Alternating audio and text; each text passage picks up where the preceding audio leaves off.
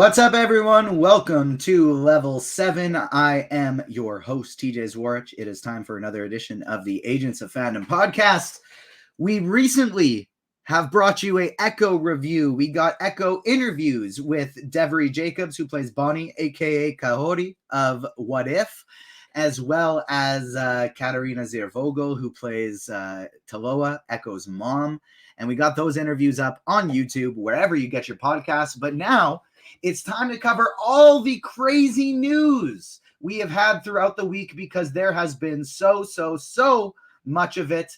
So thank you so much to everyone who is joining us. If you're watching on YouTube, hit that like button, subscribe, hit the notification bell, and make sure you subscribe to the Agents of Fandom wherever you get your podcasts. You can also find us on socials at Agents Fandom on TikTok and Twitter, Agents of Fandom everywhere else.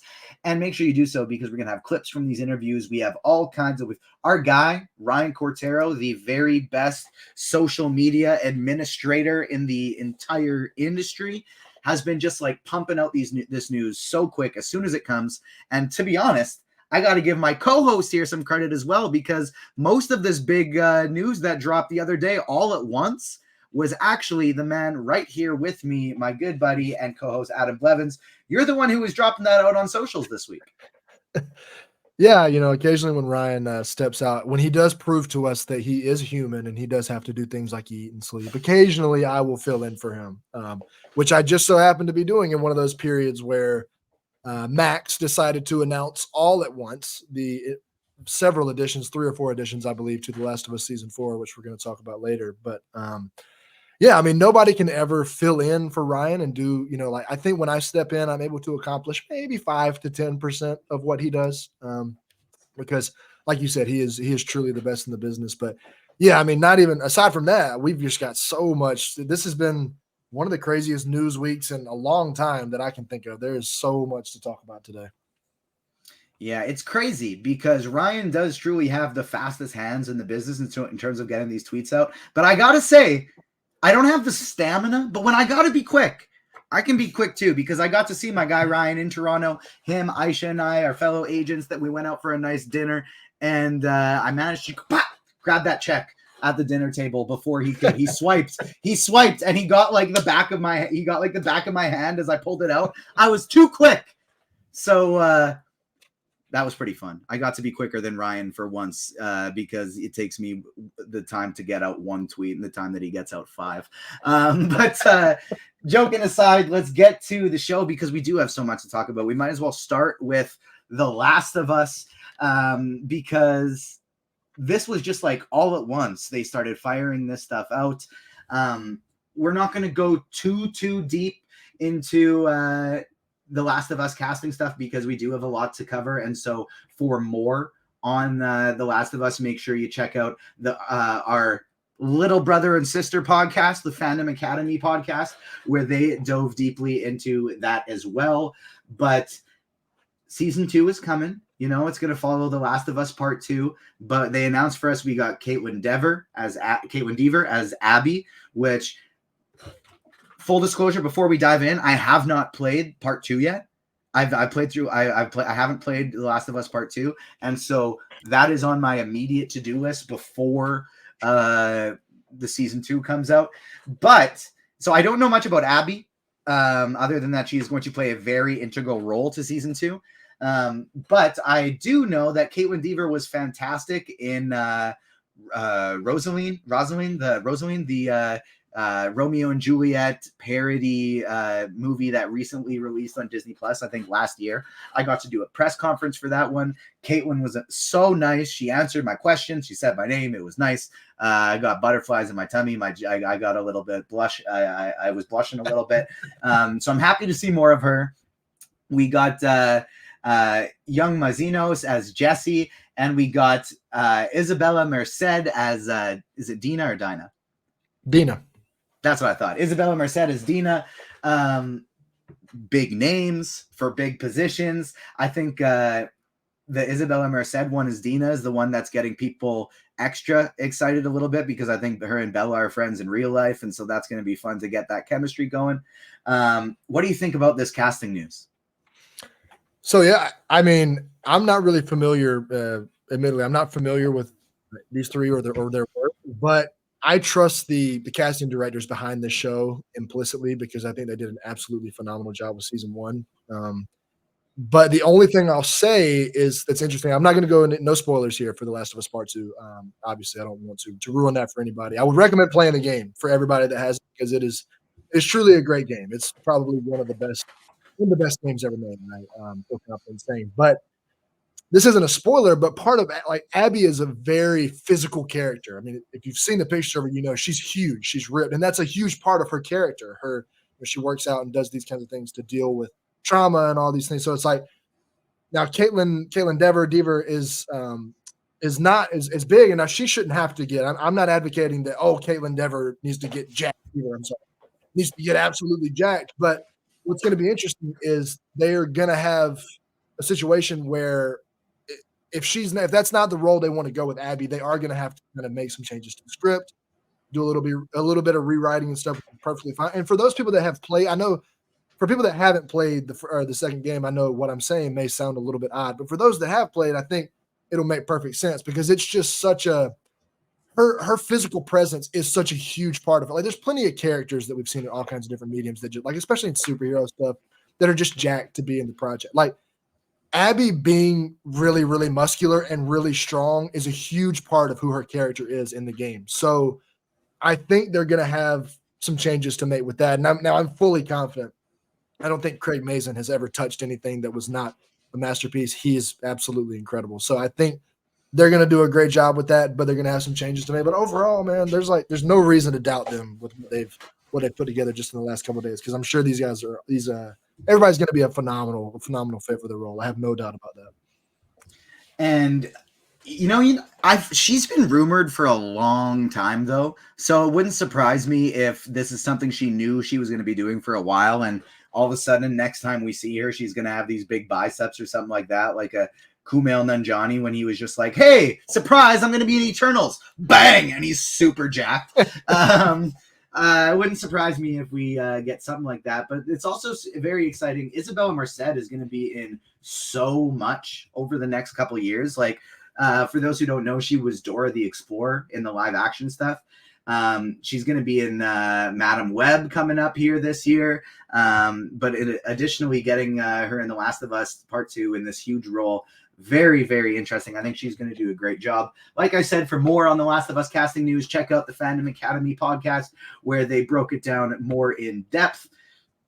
And I want to now transition to another thing here that they also covered on the Fandom Academy podcast, but we're going to cover it in a different lens because we know over there they're very big Pedro Pascal fans on Layla's side. They're very big Cal Kestis fans on CJ's side of things. And so when there's new Star Wars news, that's where their head goes, right? What's going to happen to Pedro? What's going to happen? Will Cal Kestis appear?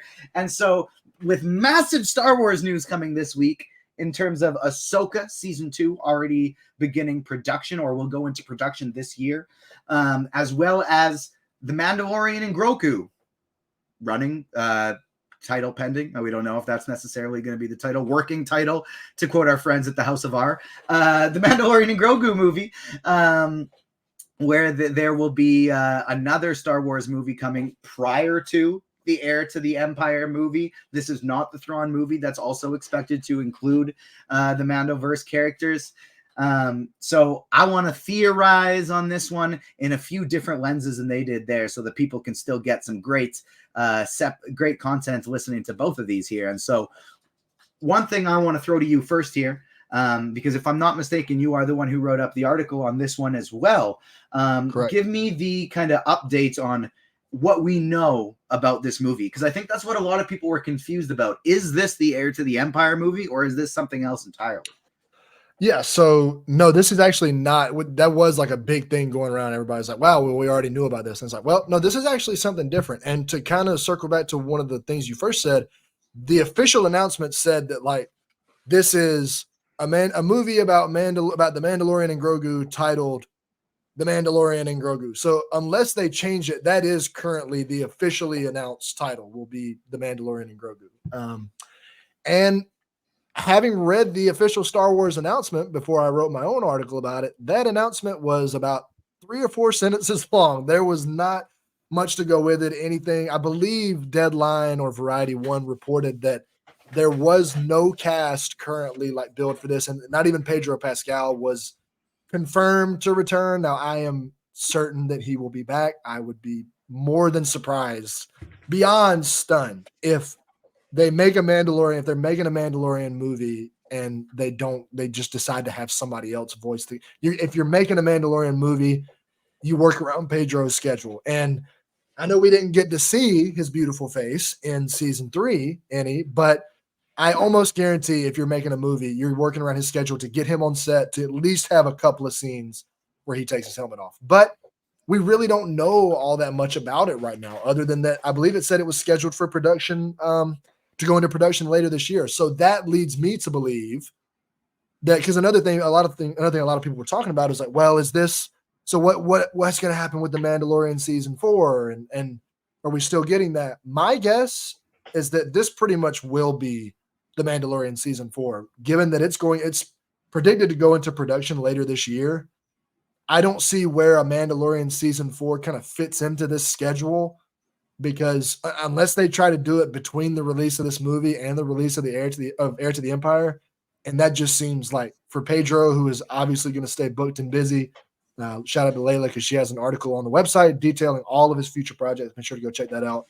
But if you read that article, you'll know he is very, very busy. There is not he doesn't have the time to be committing 2 to 3 years of his career strictly to Star Wars. So if I had to guess, we have probably seen the last of Pedro Pascal and Grogu on Disney Plus. I think we'll probably get 2 more. I mean, we may get to see them in like an Ahsoka season 2 potentially. I mean, we didn't see them in Ahsoka season 1, so you never know. But I don't know. It seems like we've probably seen the last of them on Disney Plus, and that we're going to get 2 more performances from them in the movie theater.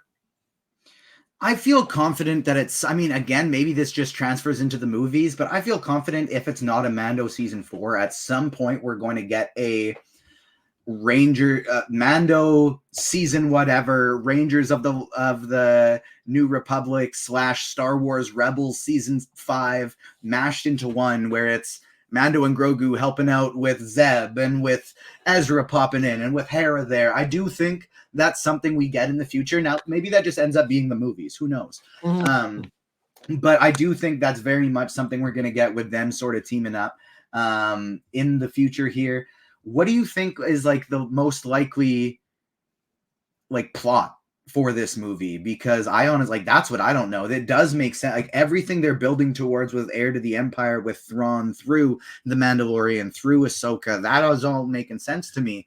But I'm kind of confused as to like what this movie could end up being. Well, I actually think it's going to be exactly what you described. I think we're going to get a Rangers of the New Republic type movie. I mean, what do we know? Star Wars loves, especially in movie theaters, they love their dogfights. They're big. I think we're going to get some crazy, like half the movie spent in space with these kinds of things. Because, and also, who do we not see in Ahsoka season 2? Who was one of the biggest characters that everybody was asking for all season that we didn't see in Ahsoka season 2, but we saw in the Mandalorian season 3, Zeb. So I think they're going to kind of repay it back to people by saying, like, look, we know we didn't give you Zeb in Ahsoka season 2 because he was here helping out the Rangers of the New Republic, where you've already seen him with, and who Mando and Grogu are now hanging out with on their new planet. Forgive me, because I cannot remember the name of that planet that they ended up on at the very end of that movie, or very end of season 3. But that seems to me like the most likely place to kind of pick up these threads and start telling the story. Because like otherwise, we have no idea what's going to come of this next if it's not that. And it seems like, given where they've led this to, kind of like I was talking about in the beginning, they've set up a very cinematic story for this to be like their kind of final chapter together. Now, I think we all know that Din and Grogu have a bigger part to play in the Heir to the Empire movie, and hopefully Grogu has a bigger part to play in Rey's Jedi Order and plenty of things down. I mean, he's going to be alive for 700 or 800, however many years that their species lives. So if they don't take advantage of Grogu for at least the rest of my life, I'm going to be really disappointed. But, you know, it does seem like that all that Rangers of the New Republic stuff is kind of the most likely scenario, and really the only one that we can kind of conclude right now or come to right now without just pulling shit out of a hat and making stuff up. Thank you. Yeah, I couldn't agree more with you. For those who are watching us on YouTube and seeing my facial reactions and wondering what the hell is going on as I grab some paper towel, I realized that I had a drink beside me and that spilled, and I don't know how long it's been spilled for. I've been sitting at my computer all day. Luckily, it seems like nothing actually touched my computer, thankfully, that spilled, but it does look like a Hercules Funko Pop is going to be pretty darn sticky with some lemonade. And so I'm going to have to clean that up after the show. But I agree with you. I think we could probably end up seeing here the Mando stuff be very much Mando and the Rebels. And then Ahsoka season 2, which is going into production this year, very much being Ahsoka and Sabine and their journey, as well as whatever happens with Balin, whatever happens with Shin Hati, and that side of the story. I think those are going to be kind of the two paths, and then maybe they converge for the Heir to the Empire movie when it comes in. And I agree with you. I don't know that we'll see his face for sure, but I agree that like Pedro will definitely be voicing Mando in this one. He'll be voicing Din in this one. And I mean, look, like he's not going to have a lot of time, but it very much does seem like Disney just said like, hey, you know, Robert Downey Jr. is not here anymore. We don't have to pay him $60-70 million a movie because he has it in his contract that he gets what it grosses to, as he should have. I'm not saying he shouldn't have. He deserves that money. But we don't have to pay him that anymore. We kind of just have that sitting in. We have this in our budget open. We're just going to give you $100 million a year, Pedro, and we're going to keep you locked at Disney. And you're going to do Star Wars and Marvel all the time. And I know a lot of Pedro Pascal fans aren't going to like that because they want to see him in other things. But between Reed Richards and Din Djarin, they really could just keep him busy with their stuff for the rest of the time. And that is the next one I want to touch on is Fantastic Four rumors. We've avoided most of the Fantastic Four rumors because they've changed every other day. And because of that, we just decided let's not cover them. We'll cover them when it's official. And so Pedro Pascal is Reed Richards. We've covered that. We know that's happening. That's real. But a lot more of these, what were fan casts a lot of the times, were rumors some of the times. It does seem like they're starting to congregate in a lot of places to be, a lot of people are agreeing. Now, as we've seen billions of times, remember when everybody was sure Adam Driver was going to be Reed Richards?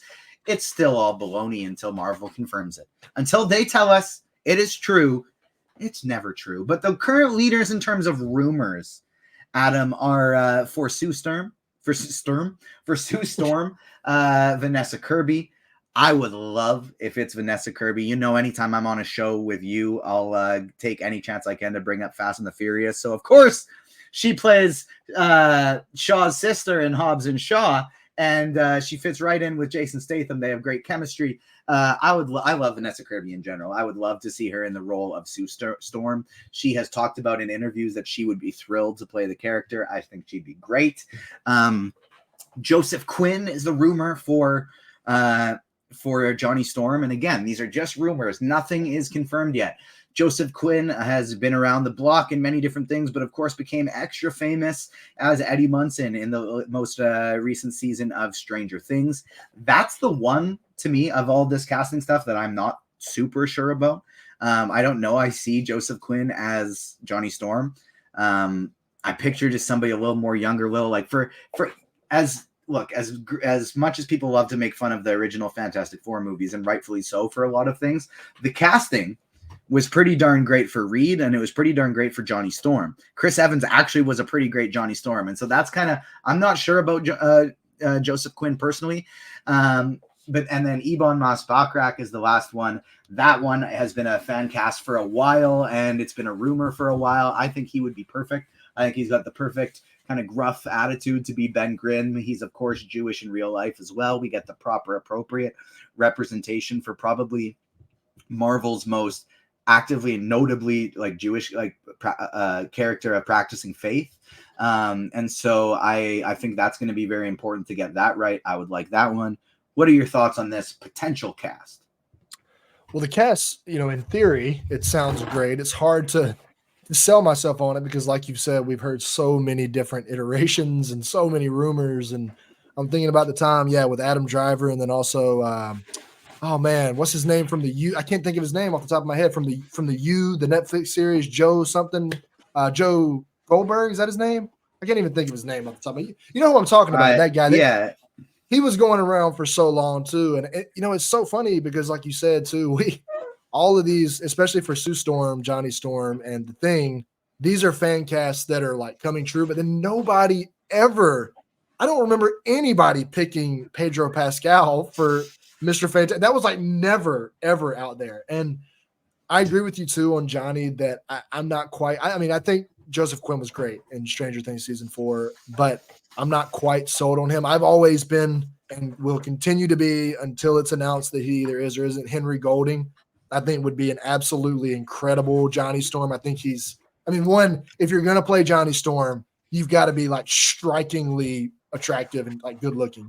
That's like one of the most important things. And he has got that. And he's also got that, like, I think I've seen him turn up in roles, that really cocky charisma that's necessary to play Johnny. I think he's got that trait in spades too. So I think he would be absolutely incredible. But for the rest of them, I think this would fill out great. And I will also, first off, how dare you bring up Fast X on this podcast when Vanessa Kirby bring up the Fast Hobbs franchise and Shaw. in general? I know. Well, still, that's right. Not Hobbs and Shaw, or not Fast X, Hobbs and Shaw, but still in the franchise. When Vanessa Kirby is in another action franchise that's released movies over the last couple of years that she's been awesome in, Mission Impossible. She was great in Mission Impossible Fallout. She had a much smaller role in Dead Reckoning last year. Wow, and initially, I was about to say earlier this year, and I keep forgetting we're in 2024 now. But she's great in that as well. I mean, I'll never advocate for less Vanessa Kirby. I've never seen her in something she wasn't awesome in. But I don't know. I mean, this is shaping out to seem like really, really, really well cast and like really well done casting. But at the same time, even though people have been questionable about their decisions in the past, I believe her name is Sarah Haley Finn. Is the one Sarah who's been Finn, in charge. Always trust in Sarah Finn. Yeah. She never gets it wrong. Exactly. She's been doing this since, if I'm not mistaken, since Iron Man. Like she's been there since the beginning. And I can't think of a single casting in the MCU that I'm like, wow, they really missed on that one. So I'm not really as worried. Like, I think a lot of people are doing all this fan casting. They're super worried. I'm not all that worried about it because I think she's going to do an awesome job and pick the right people. But except for, thinking we could do a little bit better on the Johnny Storm. I mean, I think this has the potential to be a really, really great lineup. Couldn't agree more. Joseph Quinn as Johnny Storm is the one I'm still a little cold on. But again, take these with a massive grain of salt. These are just rumors. The only one anything close to confirmed is Pedro Reed. Everything else is just people speculating at this point still. They could be reporting on old news. They could be making things up. We have no idea. So take it with a massive grain of salt. That, having said that, though, this news should be coming relatively soon here in the new year. So that's where the rumor mill's at, but nothing confirmed other than Pedro Reed. The final bit of news I want to touch on before we get out of here is the DC news, because there are a few things that have been coming through the rumor mill.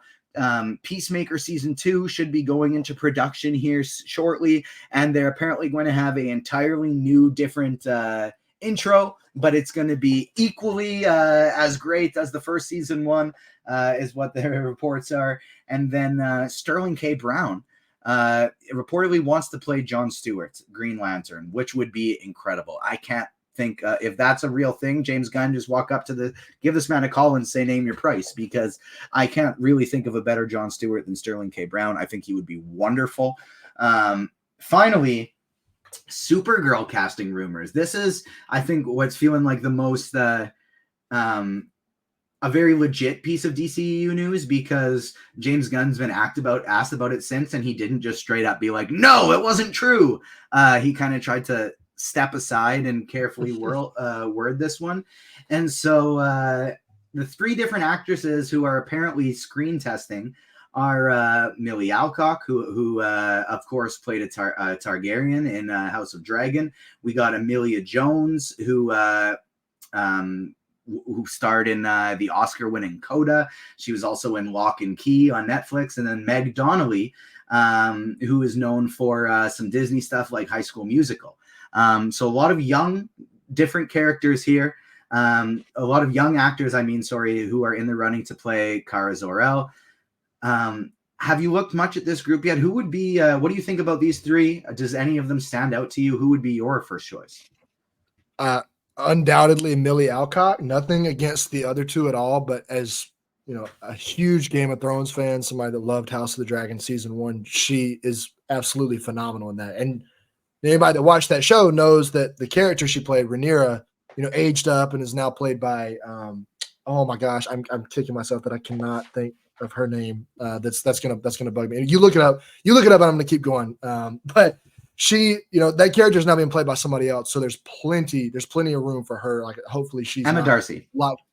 Yes, Emma Darcy. I'm so mad because she was my favorite part of the whole second part of that season. I'm so mad that if you'd asked me that any time except on this podcast, would have been like, oh yeah, Emma Darcy. But when it come time for me to spit out that information when I needed it, of course, it just completely left my brain. But she was absolutely great in the first season of House of the Dragon. And like I said, it's nothing against the other two people on this list, but I want more. This was my first kind of experience watching Millie Alcock, and I was absolutely blown away. So I really would like to see more of her, especially in something like this that's an extended role. And like you mentioned about James Gunn too, that was so interesting about that. He really was dancing around it, and that I interpreted his message as one or two of these rumors is right and one of them isn't, because he didn't deny it, but he also was like, I can't say it's false if one of them comes true later, because then everybody will say I'm a liar. So that was exactly my interpretation. And I hope the one that he's talking about is Millie Alcock. Otherwise, I'm going to be disappointed if it's not. I'm sure the other two will do a great job. Nothing against them at all. But I got to get some more Millie Alcock in my life, since she's not going to be in House of the Dragon anymore. The one thing I will say, not that I disagree with anything you said, but just kind of as a devil's advocate, is and they brought this up on, I think it was Kofi who brought it up on Comic Book Nation today. I'm not sure. It might not have been Kofi, but it was on Comic Book Nation, where they said like Amelia Jones really does look like she could be David Cornsweet's cousin. And that just is like an obviously added benefit of Supergirl and Superman being cousins. Amelia Jones and David Cornsweet do like kind of look more alike, but that could just be more of a, all the pictures with Amelia Jones are with brown hair and the other two are with blonde hair. And so that's why it looks that way. I don't know. I'm not going to pretend like I can really tell these things more often than not, but we also do know that she can act her ass off, because she was in Coda, and that movie won all kinds of Oscars. So that rounds up the DC news. We got Star Wars news, Last of Us, Marvel, and all these things. Make sure you check out agentsfandom.com, where we break all of it down, as well as the Agents of Fandom YouTube page, and wherever you get your podcasts, because we got not only the news roundup, we got our Echo review, and then my interviews with Katarina Ziervogel and Devery Jacobs of Echo, and of course, What If? And those are all now streaming on YouTube and wherever you get your podcasts. Make sure you hit us up on socials at Agents Fandom on TikTok and Twitter, Agents of Fandom everywhere else.